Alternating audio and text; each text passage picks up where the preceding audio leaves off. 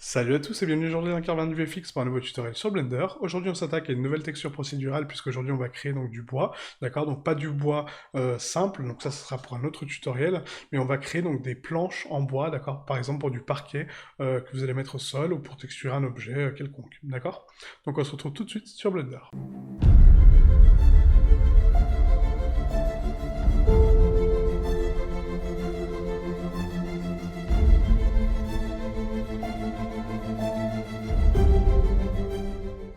Voilà, donc nous voici sur Blender, donc du coup on va commencer par ouvrir donc le dernier fichier qu'on a créé ensemble pour donc le grillage, d'accord, qui est ici. Hop, et voilà la scène avec laquelle on se retrouve, d'accord, donc du coup une sphère et normalement donc le carré que j'avais créé pour le rendu final de la grille. Maintenant on va commencer par donc ici rajouter un BSDF guidé. Donc ici donc shader, BSDF guidé, hop, comme ceci, et on va l'appliquer donc ici à la surface, d'accord. Ensuite, donc là, ça va être vraiment très intense comme texture, puisqu'il y a énormément de paramètres à gérer et beaucoup de choses à faire. Donc là, on va passer ici en mode rendu, déjà pour voir un petit peu ce qu'on fait. Et du coup, donc là, on va commencer donc à texturer. Donc on va commencer par le bump, comme ça on a déjà donc la forme définie de mes planches, d'accord? Et après, on passera au texturing donc de la texture proprement dit, ok? Donc ici, on va commencer par ajouter donc un vecteur de bump, d'accord? Pour donner du relief, rappelez-vous. Ce bump, on le raccorde à la normale. Et ici, donc le bump, il va être influencé par une texture qui va être une texture de brique, d'accord? Donc bizarrement, on va créer donc nos planches avec une texture de brique. Donc cette texture de brique, je vais la raccorder à la hauteur, d'accord? Je vais zoomer donc ici pour voir un petit peu ce que ça me donne. Donc là, ça me donne donc une texture de brique parfaitement texturée, d'accord? Et là, cette texture, donc je vais la contrôler pour qu'elle me donne précisément donc les densités de planches que je souhaite, d'accord? Pour avoir donc la bonne forme. Hop, je vais juste passer donc ici avec le vecteur, donc CTRL SHIFT clic gauche pour accorder votre texture directement au viewer, d'accord? Comme ça on ne sera pas influencé par le bump. On verra vraiment la texture ici, ok? Donc l'écrasement ici, donc je vais le réduire donc à 1.2, d'accord? Comme ceci. La fréquence, on va l'augmenter, par contre on va la mettre à 3. D'accord, pour augmenter donc la fréquence de décalage. Ensuite, donc en termes des couleurs, ça ne change pas, les mortiers non plus. La taille et l'échelle, donc là on peut la modifier donc à 6, comme ceci. La taille du mortier, du coup on va la réduire grandement, puisque le mortier donc on le veut pas tellement. Hein. Donc on va mettre 0.005, comme ceci, d'accord, pour réduire donc le mortier. L'adoucissement par contre on va l'augmenter donc à 0.5. Donc ensuite ici on a donc la largeur de briques, d'accord. Donc là on va l'augmenter, donc pareil à 1.90 pour avoir donc justement des briques plus étendues et du coup donner cet effet de planche, d'accord, comme ceci. Voilà, donc là c'est parfait. Ok. Et après, donc on a ici donc le contrôle avec la hauteur de rangée, d'accord, pour définir donc la taille, l'épaisseur de vos planches. Nous, on va la laisser par défaut à 0.25, d'accord. Mais ça aussi, c'est un paramètre que vous pouvez contrôler par la suite. Ok. Voilà, donc là j'ai créé donc ma bump. Donc si maintenant donc je retourne sur mon BSDF guidé, voilà ce que j'obtiens en termes de carte d'auteur, d'accord. Donc là c'est parfait, c'est pile ce qu'on veut. On veut avoir donc ce dénivelé pour mes planches, ok. Donc maintenant on va passer au texturing. Donc pour pouvoir créer donc cette texture, on va appliquer donc un tas de nœuds pour donner donc des déformations en fait à notre texture, d'accord, donc des formes différentes et pouvoir jouer un petit peu avec les textures, d'accord. Donc là on va commencer par dupliquer donc ma texture de brique, d'accord, donc sur un autre élément, donc Shift D, et on va la replacer donc à peu près ici, hop, comme ceci. Cette texture de brique, maintenant, je vais m'en servir pour pouvoir définir donc les zones qui sont texturées ou pas. Donc là, cette texture-là, donc on va faire CTRL-SHIFT, clic gauche, d'accord, pour voir un petit peu ce qu'on fait. Je repasse en vue de face. Et là, on va commencer donc par mettre donc en entrée une coordonnée de texture, d'accord, donc pour le plaçage, rappelez-vous. On va la mélanger, cette coordonnée, avec ma texture, d'accord, donc pour définir où se place ma texture, et du coup créer un masque grâce à ça. Donc là, mélanger RGB. Du coup, mes coordonnées de texture, ça sera donc mon objet, d'accord? Donc peu importe l'objet que j'aurai, ça sera toujours dense par rapport à sa taille et à sa forme. Et du coup, ma couleur va aller ici, d'accord? Donc maintenant, je raccorde ça à ma fin, et voilà ce que ça me crée, d'accord? Donc ça va me définir donc des zones, en fait, de plaçage, d'accord, par rapport à ma texture, pour pouvoir placer ma texture de façon, pas aléatoire, mais de façon à respecter cette densité de texture, d'accord? Et le plaçage de l'objet. Maintenant, je vais appliquer donc une texture de vague pour pouvoir donc définir une zone de détail, d'accord? Pour donner donc un peu les stries qu'il y a sur le bois, d'accord? Donc je sais pas si vous voyez de quoi je parle, mais en fait, donc voilà, le strie a des petits creux, d'accord? Donc les formes du bois, et du coup, ça, on va les définir ici. On va faire Shift A texture, du coup, on va rajouter donc une texture de vague, comme ceci. Cette texture de vague, voilà ce que ça nous donne actuellement, d'accord? Donc ça crée une texture de vague par-dessus. Donc nous, on va la régler en fonction de ce qu'on souhaite. Donc là, en termes de bande, donc c'est parfait.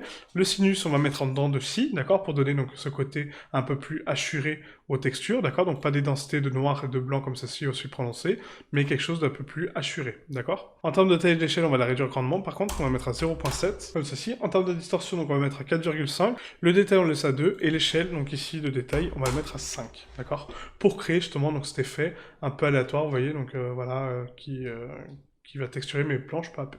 Ensuite, donc cette texture-là, donc je vais pareil, donc je vais rajouter une autre texture derrière pour pouvoir lui donner encore plus de détails. Donc pour ce faire, on va faire Shift A texture, et on va rajouter une texture de Musgrave. Ma texture de Musgrave va avoir pour but donc de centraliser en fait un peu les valeurs donc de noir et de blanc et de gris, d'accord, comme ceci, et du coup donc donner forme à notre texture, une forme un peu plus prononcée, d'accord. Donc là le Musgrave on va également le régler. Par contre je ne veux pas que ça influencie mon vecteur de plaçage, je veux que ça influencie ma taille et mon échelle, d'accord. Donc tous les paramètres que j'ai rentrés ici sont des coordonnées de position, d'accord, donc des coordonnées de placement. Donc du coup je veux uniquement influencer ma taille et mon échelle, pas mon vecteur, d'accord. Mon vecteur il est voilà, il est libre. C'est uniquement ma taille et mon échelle, pour définir justement la zone d'influence de ma texture, d'accord? Donc ça, c'est entièrement customisable, hein, à vous de le régler comme vous le souhaitez, d'accord?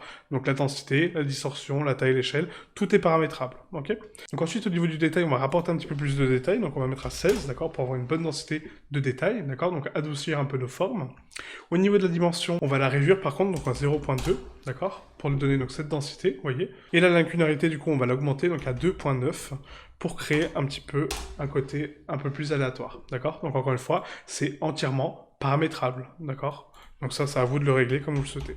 Maintenant, je vais pouvoir contrôler ma texture complètement en termes de densité de noir et de blanc. Donc rappelez-vous, pour ce faire, il faut rajouter donc un convertisseur dégradé de couleur, d'accord, pour contrôler ma rampe, et du coup, donc lui donner des densités plus ou moins différentes, d'accord? Donc augmenter la taille de détail, ok, ou tout simplement la prononcer. Ensuite, donc là, ce dégradé de couleur, du coup, il faudra donc l'appliquer normalement dans ma couleur finale, d'accord, pour définir donc le masque. Pour ce faire, on va d'abord donc le mélanger, hop, comme ceci, donc la couleur, mélanger RGB, d'accord, donc on va mélanger deux canaux.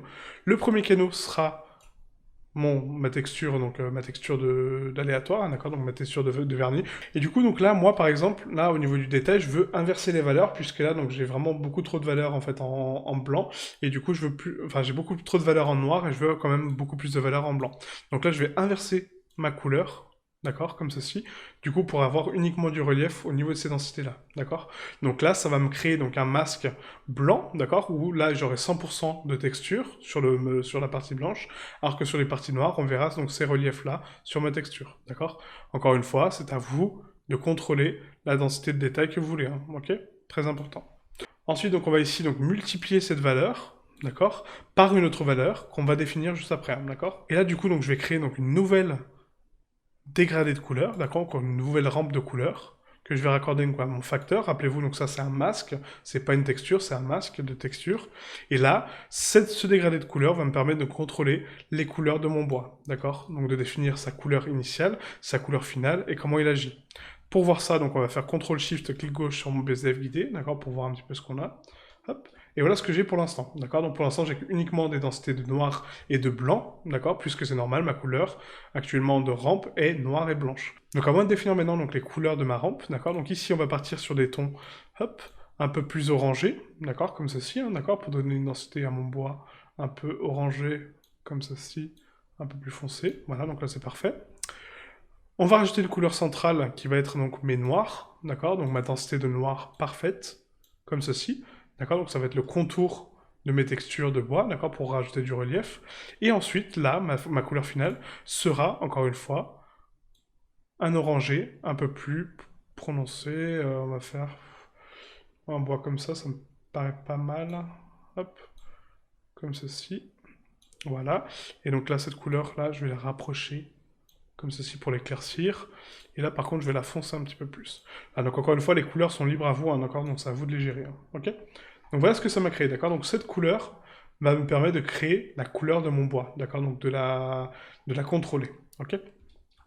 Maintenant, on va donc rapporter du détail, encore une fois, donc à cette texture, pour lui donner vraiment cette densité de bois, parce que là, pour l'instant, on dirait juste des planches basiques, hein, ici, d'accord. Donc il n'y a que là où ça ressemble à quelque chose, parce qu'on a du détail, mais ici, ça ressemble pas à grand-chose. D'accord. Donc là, on va rapporter du détail en mélangeant, encore une fois, deux textures, d'accord, donc deux masques qui vont définir ma densité de texture. Donc là, on va se rapprocher, donc ici, hop, et on va commencer par créer donc mes nœuds un par un pour arriver au nœud final et la raccorder à la fin. Ok.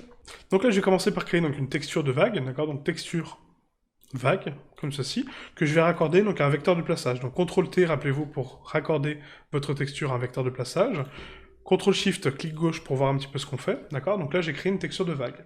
Cette texture, on l'a déjà vu pour la grille, hein, d'accord?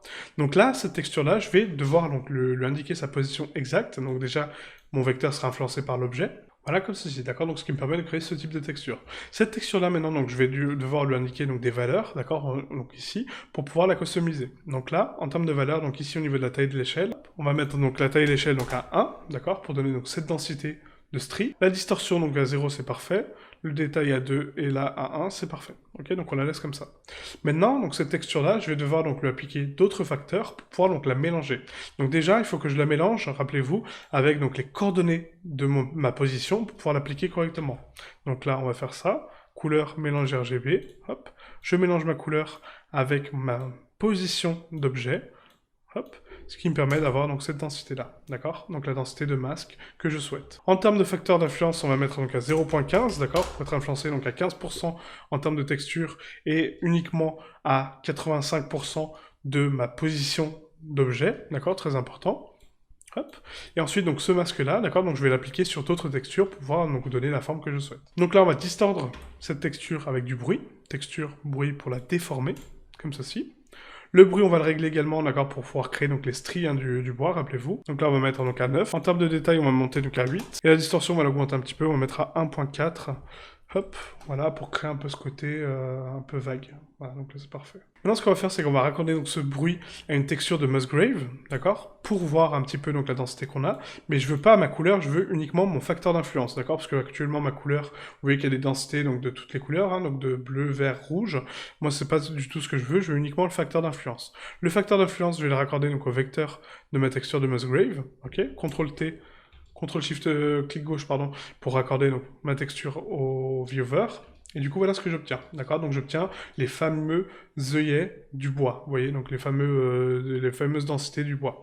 Donc là, on va régler donc, cette texture de Musgrave pour lui donner donc, la densité qu'on souhaite. Donc au niveau du détail, on va l'augmenter donc, à 5. Voilà, la taille de l'échelle est parfaite, hein, 5 c'est parfait. La dimension par contre on va la réduire à 0, d'accord? Et la lacunarité on va la mettre à 2.8 pour créer un peu d'aléatoire comme ceci. On va ensuite donc rajouter, rappelez-vous, donc un mélanger RGB, d'accord? Pour mélanger donc mes deux valeurs, mes deux textures, entre elles, d'accord? Donc là, ma texture de bruit actuellement influencie ma texture de Musgrave, d'accord? Pour créer la distorsion que je souhaite, donc cette distorsion-là.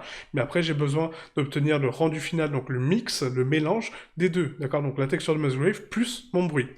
Ok? Vous allez me dire, oui, mais c'est la même chose que là. Non, parce que là, ma texture de bruit influencie mon Musgrave. C'est pas les textures séparément, d'accord? Là, je veux les reséparer dans mon mélangé, ok? Donc pour ce faire, on raccorde donc le facteur d'influence à la couleur 1, le facteur d'influence à la couleur 2, CTRL-SHIFT-T, hop. Et voilà, donc le résultat que j'obtiens. Vous voyez, donc c'est complètement différent que d'avoir ça, ok? Là, j'ai un mélange de mon bruit avec ma texture de Musgrave.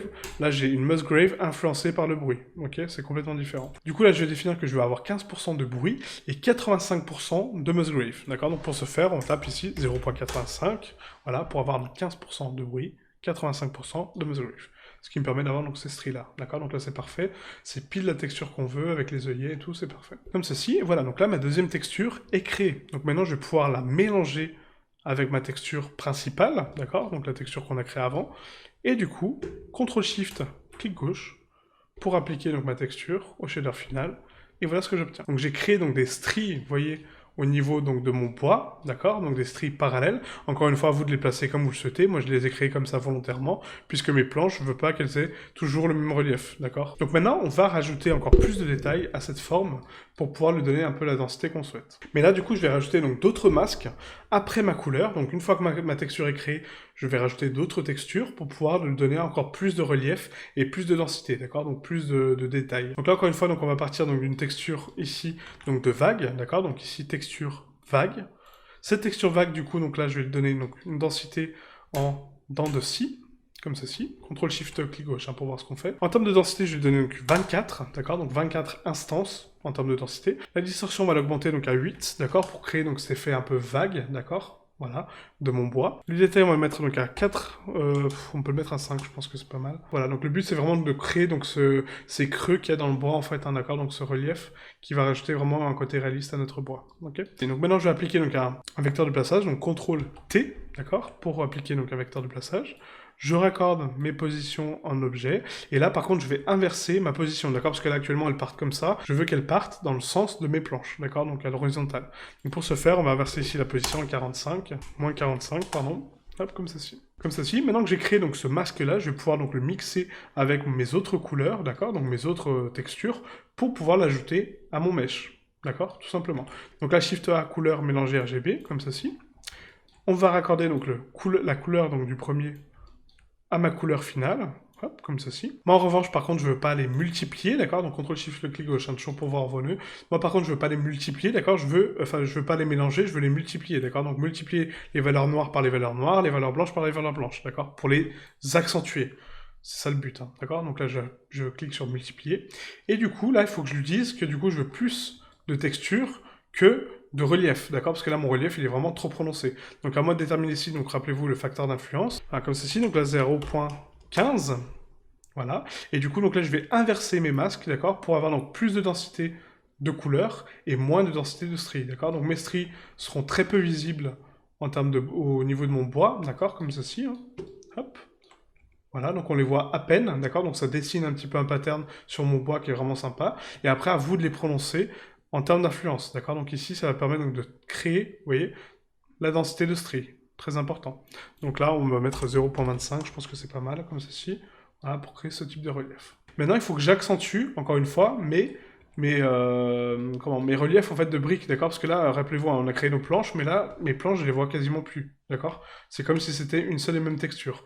Donc pour ce faire, il faut que je réapplique ma texture de briques, d'accord, donc on va la resélectionner, Shift D, on va la mélanger encore une fois avec un mélanger RGB, d'accord, Shift D, on le duplique, et là du coup, donc je vais la raccorder au-dessus de ma couleur, d'accord, donc en première position, après via ma couleur, je la multiplie, c'est parfait, et par contre, je veux 100% d'influence.